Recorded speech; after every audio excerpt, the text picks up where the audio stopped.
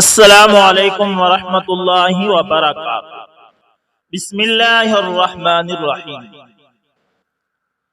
دوستو، آج سے چند برس قبل اسلام آباد ایئرپورٹ پر ایک حیران کن واقعہ پیش آیا۔ برطانیہ جانے والی ایک فیملی نے امیگریشن کی فیمیل سٹاف سے بدتمیزی کی۔ بدتمیزی کرنے اور بھگتنے والی دونوں خواتین تھیں۔ بات بڑھتے بڑھتے گالی گلوچ اور ہاتھا پائی تک چلی گئی۔ پہلا تھپڑ مسافر خاتون نے مارا۔ جواب میں امیگریشن کی خاتون نے بھی تھپڑ جڑ دیا۔ یہ دیکھ کر مسافر فیملی کے مردوں نے خاتون امیگریشن افسر پر حملہ کر دیا۔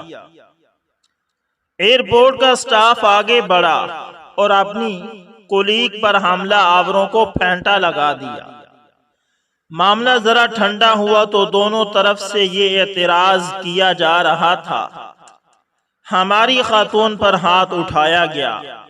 مسافر کا کہنا تھا کہ اس نے ہماری خاتون پر ہاتھ اٹھایا، اس چڑیل نے ہماری خالہ کو تھپڑ مارا، جبکہ امیگریشن افسرز اور ASF کا کہنا تھا مسافروں نے ہماری فیمیل سٹاف پر تشدد کیا۔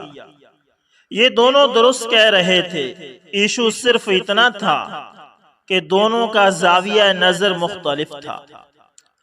مسافر فیملی صرف اپنی خالہ کو خاتون سمجھ رہی تھی اور وہ صرف اس کے لیے تمام زنانہ حقوق حاصل کرنا چاہتی تھی، جبکہ دوسری طرف ایئرپورٹ کا سٹاف صرف اپنی کولیگ کو فیمیل مان رہا تھا اور وہ مسافر خاتون کو خاتون کا سٹیٹس دینے کے لیے تیار نہیں تھا۔ چنانچہ زاویہ نظر کے اس فرق نے چند لمحوں میں ایئرپورٹ کے میدان کو جنگ بنا دیا۔ یہ واقعہ محض ایک واقعہ نہیں، بلکہ ہم روز پورے ملک میں ایسے ایشوز فیس کرتے ہیں، اور اس کی وجہ صرف ہمارا زاویہ نظر ہے۔ ہم صرف اپنی بہن، ماں، بیوی اور بیٹی کو خاتون سمجھتے ہیں۔ دنیا میں صرف ہمارے بزرگ ہیں، صرف ہمارے بچے ہیں، اور صرف ہماری چادر اور چار دیواری ہے، جبکہ دوسروں کی دیواریں، چادر، بزرگ اور عورتیں نہیں ہیں۔ اور یہ رویہ ملک کو دیمک کی طرح چاٹ رہا ہے۔ یہ سلسلہ اگر یہاں تک رک جاتا تو بھی شاید گزارا ہو جاتا، لیکن یہ ایشو گمبھیر سے گمبھیر ہوتا چلا جا رہا ہے۔ ہماری نظر میں اب عدالت بھی صرف وہ درست ہے جو ہمارے حق میں فیصلہ دے، پولیس بھی صرف وہ اچھی ہے جو ہمارے مخالف کا سر اتار دے، جمہوریت بھی صرف وہ اصلی ہے جس کے ذریعے میں اقتدار میں آ جاؤں، آئین بھی صرف وہ ٹھیک ہے جو میری کرسی کی حفاظت کرے، مذہب بھی صرف وہ سچا ہے جسے میں سچا مان رہا ہوں، اور فرقہ بھی صرف وہی درست ہے جس کا میں پیروکار ہوں۔ لہذا پھر اس ملک میں لڑائی کیسے روکے گی، امن اور سکون کیسے ہوگا؟ آپ محترمہ شیریں مزاری کے معاملے ہی کو لے لیں۔ یہ معاملہ کیا تھا؟ شیریں مزاری کے خاندان کے قبضے میں 40,000 کنال زمین ہے۔ زمین کا ریکارڈ 1972 میں غائب کر دیا گیا تھا، اور یہ کیس 5 دہائیوں سے مختلف عدالتوں میں چل رہا تھا۔ اینٹی کرپشن پنجاب کے سابق DG رے منظور نے 50 سال پرانا ریکارڈ کھود کر نکال لیا۔ پنجاب میں عثمان بزدار کی حکومت تھی۔ اس دور میں شیریں مزاری اور ان کے خاندان کے خلاف FIR درج ہو گئی۔ نئی حکومت آئی تو پہلا کمال یہ ہوا 50 سال پرانا ریکارڈ نکالنے والے رے منظور کو عہدے سے ہٹا دیا گیا۔ لیکن محکمہ اس کے باوجود میزاری فیملی کو سمن بھجواتا رہا، مگر شیریں میزاری اور ان کے خاندان نے پیش ہونے سے انکار کر دیا، یہاں تک کہ اینٹی کرپشن نے 21 مئی کو پولیس کی مدد سے شیریں میزاری کو گرفتار کر لیا۔ پورے ملک نے ویڈیو میں دیکھا شیریں میزاری کو خاتون پولیس اہلکار گرفتار کر رہی ہیں اور شیریں میزاری انہیں گالیاں دے رہی ہیں۔ میں قطعی طور پر یہ نہیں کہہ سکتا باسٹرڈ گالی بھی ہے یا نہیں، لیکن شیریں میزاری صاحبہ اس وقت یہ فرما رہی تھی۔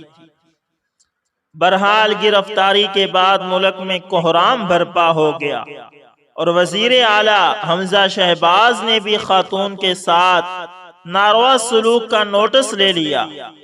اسلام آباد ہائی کورٹ نے بھی پولیس اور اینٹی کرپشن کو طلب کر لیا اور سوشل میڈیا پر بھی ٹرینڈ بننے لگا۔ ہم سردست یہ مان لیتے ہیں شیریں میزاری صاحبہ کے ساتھ زیادتی ہوئی۔ ملک میں کسی ہائی پروفائل خاتون کے ساتھ یہ سلوک نہیں ہونا چاہیے تھا، لیکن سوال یہ ہے آج سے تقریباً 4 سال قبل جب مریم نواز اور نواز شریف کو لاہور ایئرپورٹ سے گرفتار کیا گیا تھا، کیا وہ درست تھا؟ اور کیا مریم نواز خاتون نہیں ہے؟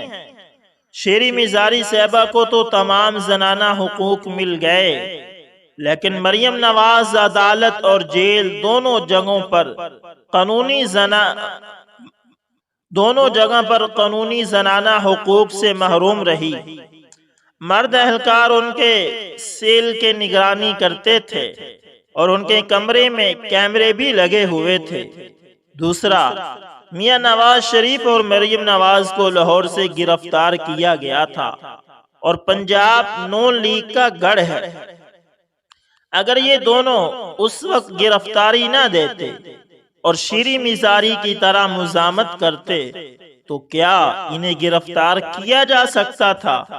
اور تیسرا، کیا کسی عدالت نے مریم نواز کی مس ہینڈلنگ کا نوٹس لیا؟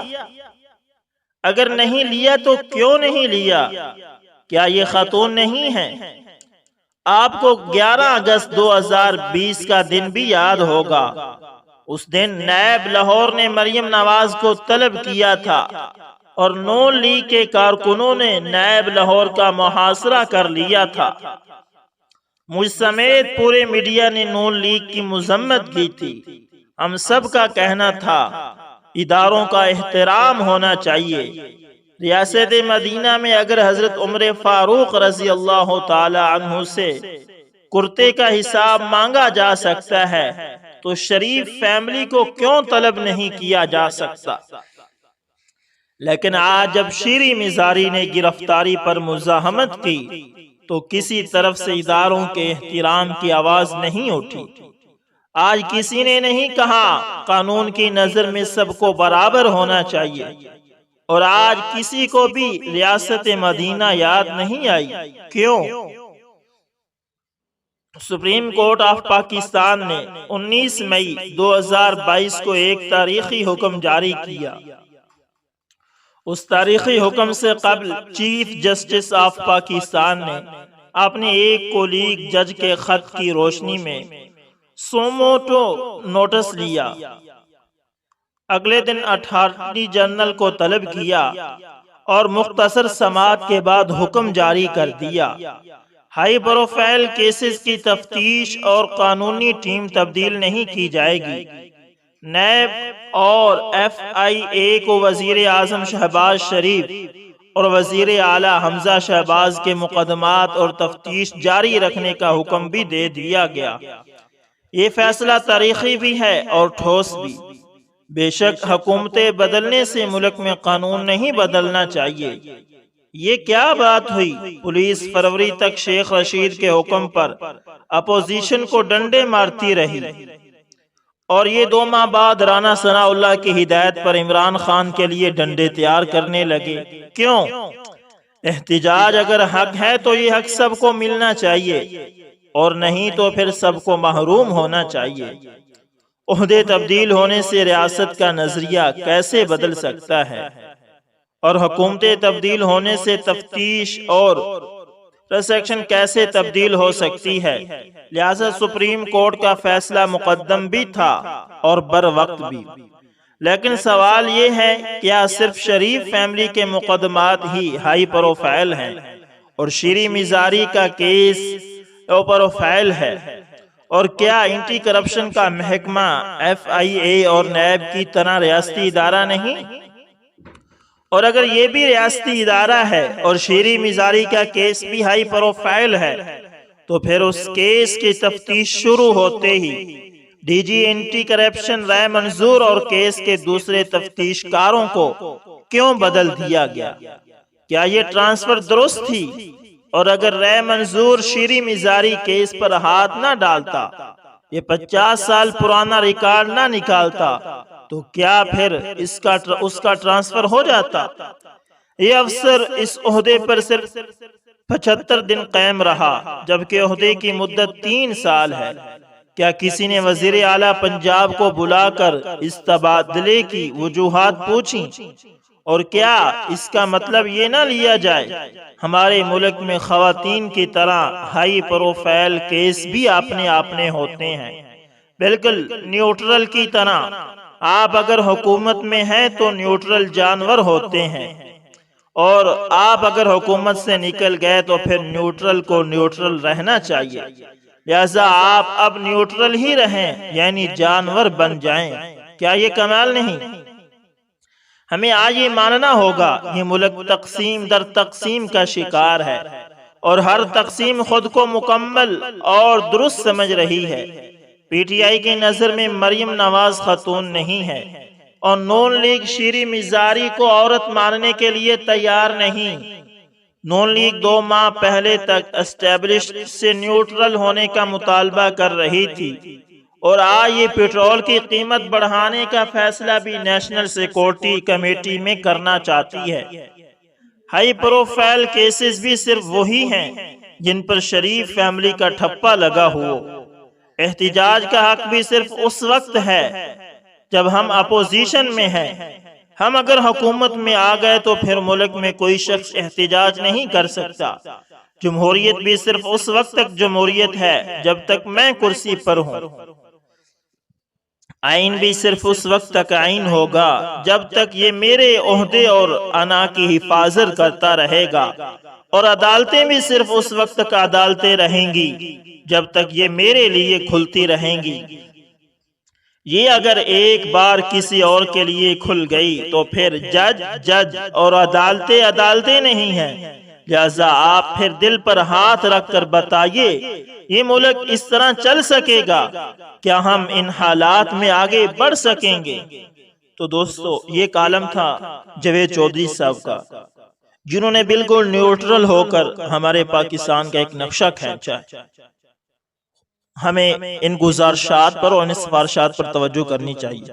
امید کرتا ہوں ویڈیو اچھی لگی ہوگی، پسند آئے دوستو لائک شیئر کمنٹ لازمی کریں، اور اگر آپ ہمارے چینل AS انفارمیشن TV پر نئے ہیں تو اس کو لازمی سبسکرائب کریں، اور ساتھ میں بیل کے نشان کو دبانا نہ بھولیے گا۔